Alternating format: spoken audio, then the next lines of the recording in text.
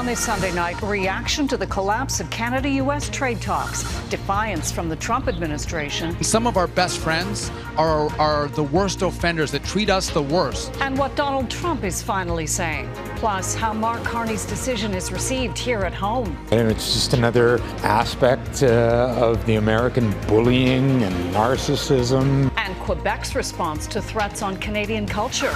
Tragedy in the UK. 2 police officers and 5 young people are killed when the youths drove down the wrong way on a highway. And when Go Climb a Tree is a welcome challenge. The oh-so-Canadian Prairie Arborists competition. Global National. Reporting tonight, Colleen Christie. Good evening. Thanks for joining us. Much uncertainty lies ahead for Canada and the U.S. after the collapse of Friday's trade talks. Those threatened 50% U.S. tariffs now in place. Canada is preparing its own dollar-for-dollar counter-tariffs after Prime Minister Mark Carney slammed Donald Trump's negotiators for offering too little and asking too much, including what amounted to Canada relinquishing its sovereignty. Now, more than 24 hours after Canada walked away from the negotiating table, the U.S. president is airing his grievances. Just one frustrated voice among many on both sides of the border over this escalating trade war. Eric Sorensen begins our coverage tonight.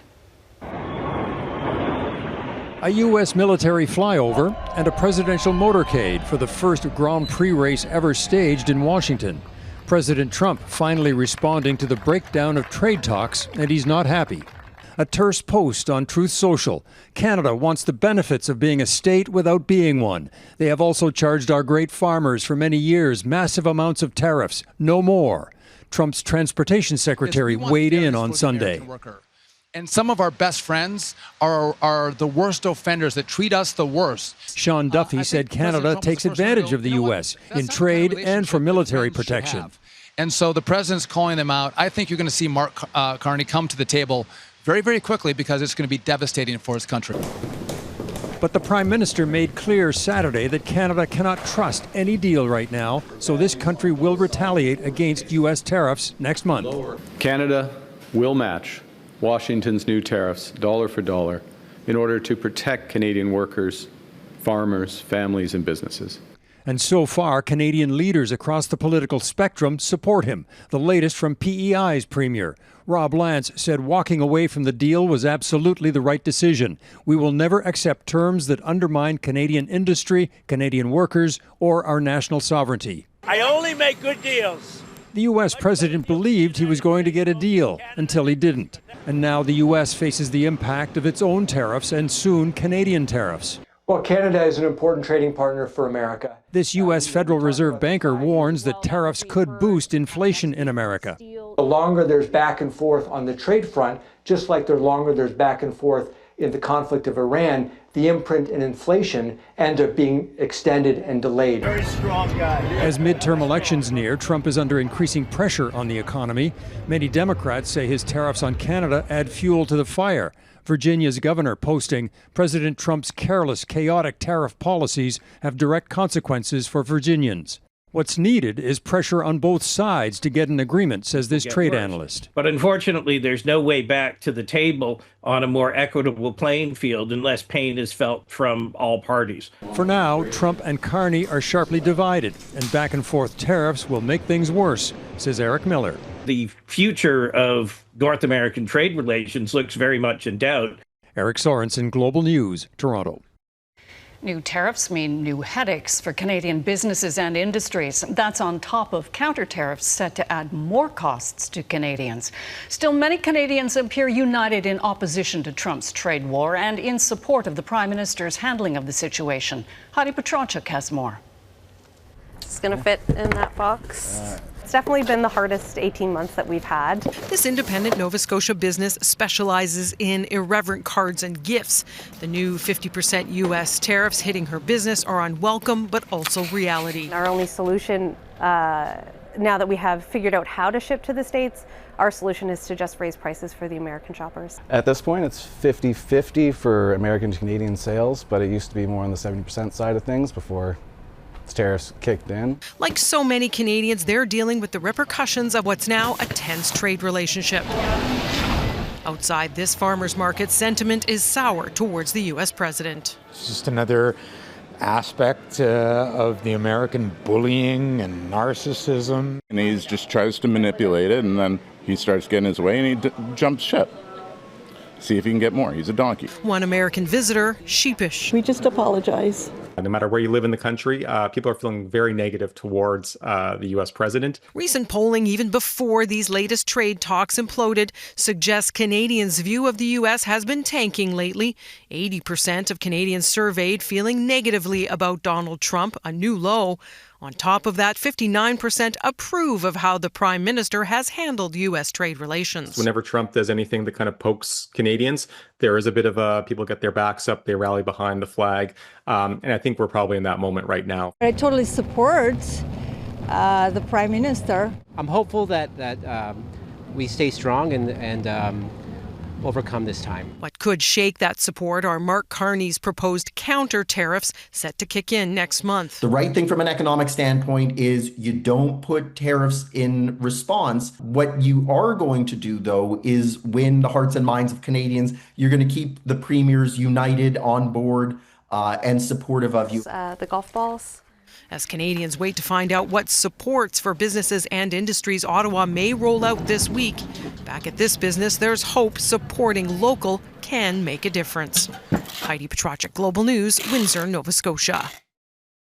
The fallout from the collapse of the Canada-U.S. trade talks goes beyond tariffs. One of the issues that derailed negotiations is a familiar point of tension, Quebec's French language laws. The U.S. says those rules create barriers for American businesses. But as Felicia Perillo explains, Quebec says protecting French is a non-negotiable. For Quebec, there was one thing that was not up for negotiation. Our culture, our language, is central to our identity, and it is important to exclude that of the negotiation table. The province's French language laws were among the issues raised by the United States as the latest round of Canada-U.S. trade talks broke down. And for Quebec businesses, the consequences are already being felt. 40% of small exporters to the U.S. will be impacted by those tariffs. And those businesses impacted, about a third of them could lose revenue up to 50%. And then there's the issue that makes this dispute different in Quebec. Quebec's language rules require businesses to adapt things like product packaging, instruction manuals, and other commercial material. The U.S. has argued those requirements create additional costs and barriers for American companies. But former special advisor on international trade and finance, Julian Karagesian, sees the language issue differently, arguing it may be more about leverage than a genuine trade barrier. These kinds of regulations are in place in many countries so that households, so that consumers can identify the ingredients in products or where they're made. So I don't think Quebec's language laws are, too much more onerous than, say, doing business with Japan in the Japanese language. For Quebec's Employers Council, protecting French isn't something the province should compromise on. We need to protect our culture, and our French language. It's part of who we are. And I think most of Canadian and Quebec businesses will be behind this decision.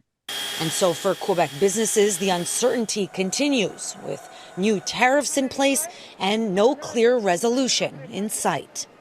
Felicia Perillo, Global News, Montreal. A big celebration on the prairies tonight. Dignitaries gathering in Saskatchewan to honor the 150th anniversary of the signing of Treaty 6 between the Crown and First Nations people. Stretching across west central Alberta and through Saskatchewan, Treaty 6 covers the Crown Indigenous relationship from Edmonton to Saskatoon and beyond. Revelers and leaders returning to Fort Carlton, the spot it was signed, about 80 kilometers north of Saskatoon. 150 years later, Saskatchewan First Nations health ombudsperson Diane LaFond says the nation has a long way to go. When we think about it and we sit here together and look around, and I ask her, Mom, has a lot changed since you were here in 1976? And not much has. Our people still continue to feel oppression. We are continuing to fight for a place in this country called Canada. Canadian Governor-General Louise Arborist was on hand for today's ceremonies, along with AFN's National Chief and Saskatchewan Premier Scott Moe. In Edmonton, another funeral service was held today for one of two federal correctional officers killed in a vehicle collision earlier this month. Mourners paid tribute to 25-year-old Ramandeep Kaur Mann. She was helping transfer a female inmate when their van collided with a truck on a highway. Her colleague, 57-year-old Nikolay Serban, was also killed. A memorial service honoring him took place yesterday. Kira Muswa, the 24-year-old inmate they were transferring, was also killed in the crash. Two suspects in what RCMP describe as a mass shooting event in Fort Smith, Northwest Territories have been arrested. Police had released the photo of one suspect who is believed to be in custody and say they believe the shooting was targeted. Police ordered a lockdown after 3 people were shot and wounded in the early hours Saturday morning outside a bar. A wrong-way highway collision kills 7 in the UK. Coming up, the circumstances and why some believe social media may be a factor. And why the primary water source for 40 million Americans is drying up. A series of violent attacks, including arson and explosions, were reported in the southern border provinces in Thailand last night. Fires were set at administrative offices. Power poles and a convenience store were blown up, and a car explosion caused 2 injuries. A curfew was put in place until this morning, the Thai military advising people to remain vigilant. To a horrific crash now in the UK. 5 young men were driving in the wrong direction on a highway Saturday and crashed head-on with 2 police officers, killing everyone in both vehicles. It happened just a week after a similar deadly incident in Ireland. There's no definitive link between the crashes, but as Redmond Shannon reports, questions are being raised about the role of social media in the tragedies. A highway in northern England still closed a day after a head-on collision that killed 5 young men and 2 police officers. The 5, aged 17 to 23, were reportedly travelling at high speed on fake licence plates. CCTV footage published in British media appears to show a police chase in the area at the time. The police watchdog says minutes after this was filmed, the Volkswagen made its way onto the wrong side of a highway, at which point police stood down the chase.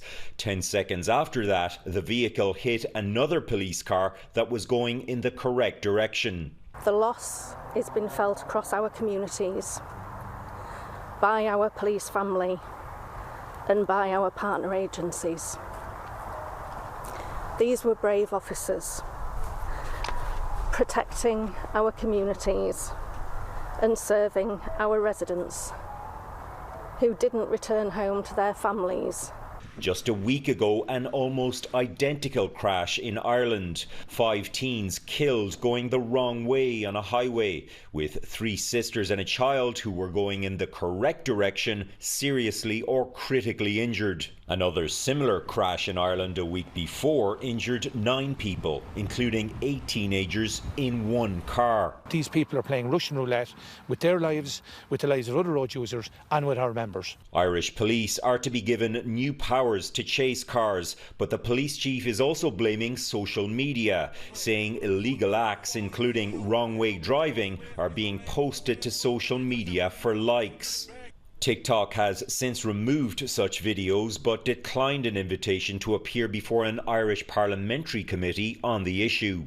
At this point, there is nothing to suggest Sunday's crash in England involved filming from the car, but this video was posted to a TikTok account in May that appears to have belonged to one of the men killed. The families of the police officers describe them both as heroes. Redmond Shannon, Global News, London. The health of Norway's 89-year-old King Harald has deteriorated in hospital, according to a palace statement today. Harald, Europe's oldest head of state, was hospitalized on Monday and treated for anemia. The palace also saying His Majesty the King is receiving antibiotics for a bacterial infection in his blood and has responded to this treatment. Ahead, a dire warning and the downstream impacts as one of America's greatest water sources dries up. It's a rarity on British Columbia's south coast, but last night many people were awoken by a massive thunderstorm. Hundreds of lightning strikes like that lit up the night sky for hours. The storm caused huge travel delays at Vancouver International Airport, where flights were delayed for hours and many arriving planes couldn't taxi to their gates after landing. We were on the tarmac for 4.5 hours, and there was very little to almost no information being relayed from the pilot that was relaying to us. So they were struggling getting information from the airport authority. We landed at 10:30 p.m. and the lightning ended around 1:30. We finally got out of the plane by 5:30, so 6.5 hours on the plane. The airport says some flights were canceled and others were impacted today as it worked to return operations to normal. The storm also came with some heavy rain, with streets flooding in some parts of downtown Vancouver. The lightning even destroyed a tree in North Vancouver. A fast-growing wildfire that's destroyed homes in northwest Reno, Nevada today was human-caused, authorities said. Some 90,000 people have been ordered to evacuate. At least 6 people were injured. The Hawk Fire began Saturday and quickly grew to 53 square kilometers. Serious concerns tonight over the state of the Colorado River. The major waterway has been a vital resource for roughly 40 million people across the southwestern United States. But now, as Eric Sorensen reports, the impact of climate change and a growing population have the river's water levels hitting record lows. For millions of years, the Colorado River carved great canyons uninterrupted, until 1936, when the Hoover Dam was built. So the water will flow as needed. The first of 2 dams that created massive lakes to control floods and manage water for drinking and electricity. But 90 years later, lake levels have hit record lows, threatening the primary water supply for 40 million Americans. Less water, too, for boats on Lake Mead. There needs to be something being done to hopefully alleviate what's become a long-term problem for the entire Southwest. The river is replenished every year by snowmelt from the Rockies, but overconsumption from growing cities, drought, and especially climate change are causing a sharp drop in the river's output. In the 50 to 100-year perspective, then a warming planet is the problem, full stop. NASA images show how Lake Mead is shrinking over time. The 2 dams holding back Lake Mead and Lake Powell help regulate water from a river 2,300 kilometers long that serves 7 states. Lake Powell at Glen Canyon Dam was about 174 meters deep when full 40 years ago, but water levels have fallen, and since 2016, in just 10 years, the depth has dropped 25 meters to 119 meters. That's just 9 meters above what's needed to power the turbines for electricity to some 5 million people. Experts say hydropower from the Hoover Dam will be affected if levels drop not even 2 meters. And then hydropower production begins to be compromised. Unable to agree amongst themselves, the states now face water restrictions from Washington that states downstream feel are unfair. California and other lower basin states have cut Colorado use by nearly 20% since 2015. Upper basin states have gone in the opposite direction. In the last year alone, they've increased their use over the same period. Political, economic, and legal battles are likely to intensify as a once abundant and shared resource becomes increasingly scarce across the American Southwest. Eric Sorensen, Global News, Toronto. If you thought being an arborist wasn't exciting, the Canadian competition that will change your mind. Next. Forests? No. Vast open plains are likely what most of us picture when we think about the prairies. But try telling that to those who live there and who've made scaling up trees a sport. That's what a group of arborists across the prairies are doing in Winnipeg this weekend at their 36th annual tree climbing competition. Tegan Russia has more. Arborist Jesse Antonation tosses a rope high to the tree. Amazing throw. one of the first steps before he ascends into the canopy. Once you're up off the ground, you're moving around, it's just like day-to-day work, so it's quite fun.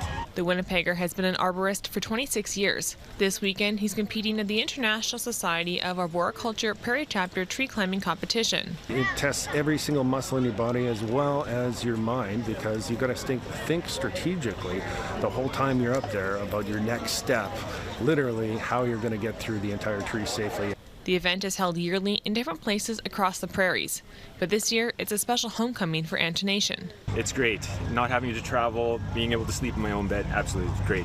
At the competition, arborists are judged on a variety of different skills they must complete in 25 minutes. It's all about testing all the skills that you would need in the field and proving that you can do your job safely.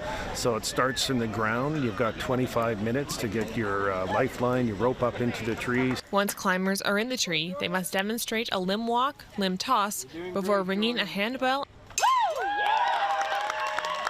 and descending.